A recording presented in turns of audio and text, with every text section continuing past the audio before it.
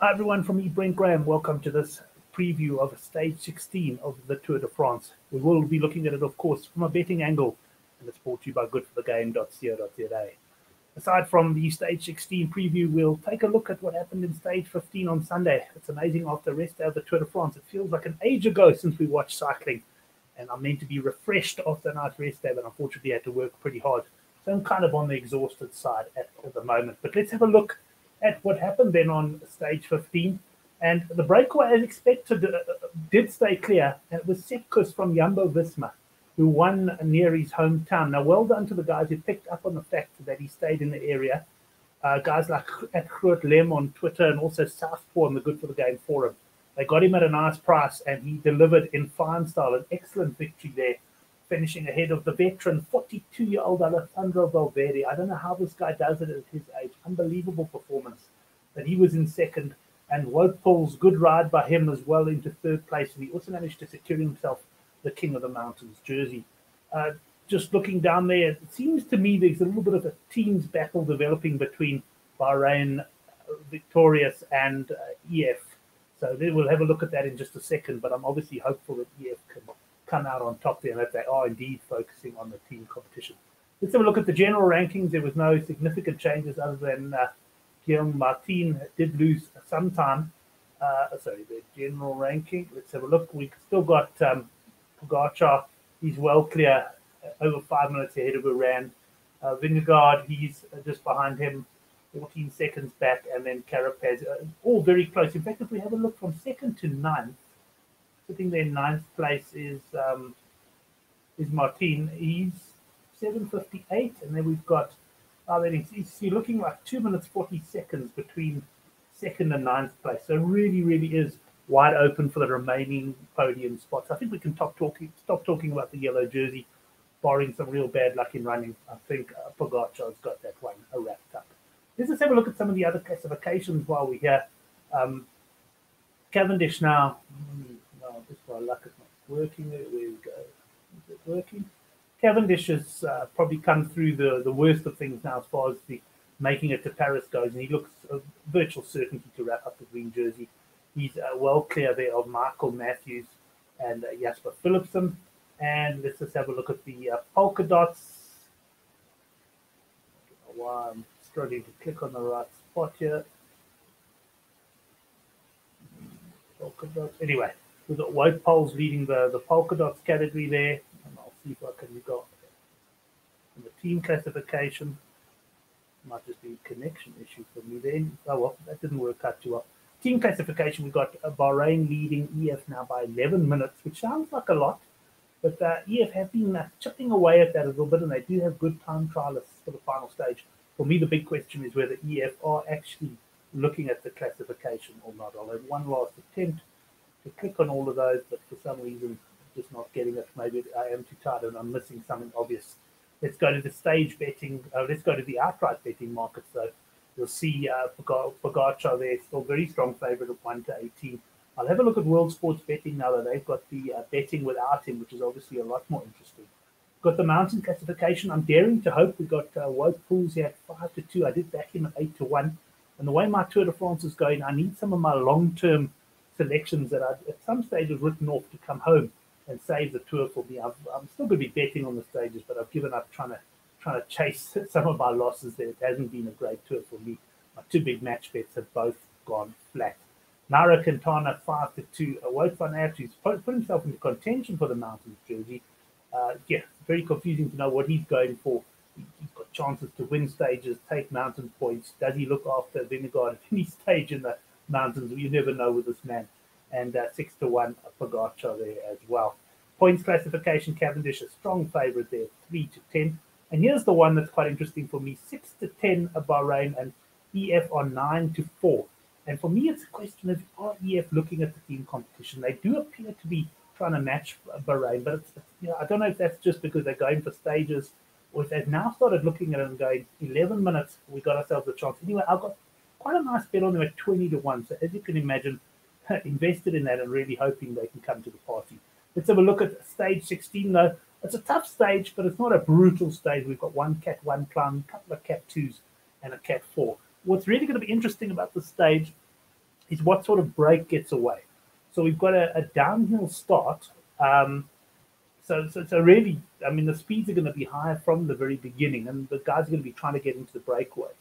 And if the breakaway gets away before the first climb, there's a good chance you're going to get some of the classics riders, the ponchiers type of thing in the break.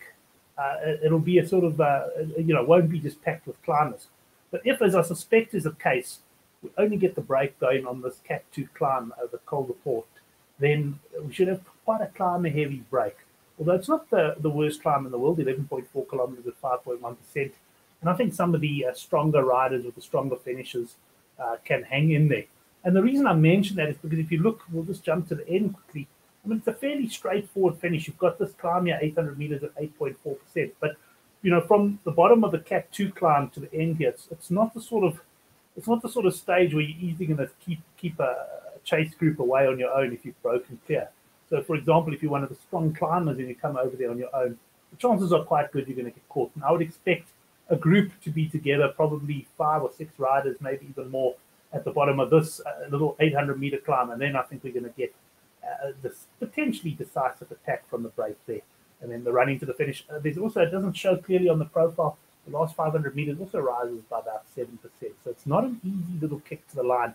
And that could also make quite a difference. So anyway, we've got the Cat 2 climb. That's where we think the break, or I think the break will go. Then from there, it's sort of up and down, not the hardest climbs.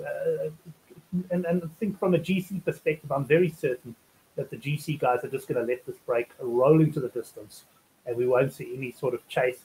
And in fact, we're unlikely to see any GC battle at all. The only possible scenario I can think of is if one of the GC riders shows some unexpected weakness. For example, climbing this Cat 1 climb, you suddenly get one of those podium contenders in the top of sort of 2 to 9 positions there, start looking weak. You may find some of the other teams go to the front and just ramp it up a bit. But even then, by then, I think the break will be long gone. I can only see the break contesting the stage win. Right, let's have a look at the betting. Let's quickly, the one thing I didn't show you was the betting without today, Pogacar. And here we got Vingegaard at a 4 to 6 favorite, which is interesting to me. And I know the Van on the Good for the Game forum, he said Iran at, I think he said 7 to 2 or 33 to 10, which he is now, is his fancy, and Carapaz 33 to 10. And I've got to say, Iran's looking solid. And yeah, the betting does surprise me, but I thought it would be closer between the three of them. Right, let's have a look at the stage betting now. And I'll start off with World Sports Betting. Remember that they do have their special where you can back the winner, and if he finishes second, they will refund you, and it's valid across all stages of the Tour de France. There's also a promotion to win a bicycle for all betting. I think it's from stages 17 through to 21. You've got to bet a minimum of 20 Rand a stage, and you can win a bicycle, I think, worth 10,000. I'll get a banner up for the next show, and we'll have a look at that one and see what we can do about that. Right, let's have a look. Wout van Aert, he's the 11 to 2 favorite. He's probably going to get into the break. He will be difficult to beat, but at the same time, I think a lot of guys will be looking to him to do a lot of the work as well. It's not always easy to win as a favorite from a smallish break. Julian Alaphilippe, he's a 9 to 1. He's looked good in patches, but just hasn't quite been at his best for me, and I'm prepared to overlook him here as well. Omar Frankie, he's 14 to 1. Moric, who of course is with the Bahrain teams, I'm hoping he battles a bit. He has won a stage already. Might be looking a little bit overworked, if I can put it that way. He's at 16. And here's the first of my fancies, although I will nip to Sunbet and just put up their betting as well, because I've got a bit of a mixture of, I'm sort of mixing it between Sunbet and World Sports Betting there. So let's just bring up the betting. And my first selection, no surprise really, I guess I'm going for an EF man here. And I'm going for Higuita, who's shown up quite nicely so far in the Tour. He seems to be holding his strength. And I'm going for him at 25 to 1. A little bit worried about how he'll go in some of the flatter sections towards the end. But he's certainly got a nice little punch. And he's got the ability to win it from a fairly small group, or perhaps make a break on that final climb. He is looking good. And at this stage of the Tour, having strong legs is very important. In fact, next in the betting, you'll see there he's quite short at 33 to 1. But if we pop over to WSB, we find Aaron Buru from Astana. Astana haven't had the best of tours, and I have to scan down a bit to find him. Where's he there? 50 to 1. And yeah, I'll bring him up. I'm putting half a unit. I'm going with half a unit on all of my fancies. Total of 2.5 units invested on the stage. Buru at 50 to 1. He can sprint. He can climb fairly well. And yeah, if he has someone in the break with him who can keep him in contention, he's certainly got every ability to finish it. And I think 50 to 1 is a cracking price that won't last on him. Then looking at Patrick Conrad, the Bora rider at 33 to 1. He's been looking very good. Yeah, if he can just piece it together, I'm expecting him to be in the break. And he certainly got his chances. He's not the slowest finisher, and he must have a chance of winning it at all as well, should I say. And he's 33 to 1 both at Sunbet and World Sports Betting.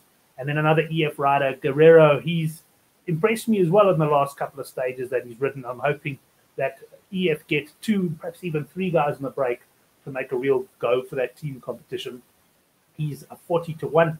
And who have I left out? Just one man. He's also from Bora. He got into the break, or he worked quite hard the other day, managed to get into the break, which was one of the first to get dropped, is Postelberger. Now, this guy, of course, I think he won a stage of the Dauphine not that long ago. The van on our forum was on him at a big price there, around 200 to 1, if I recall.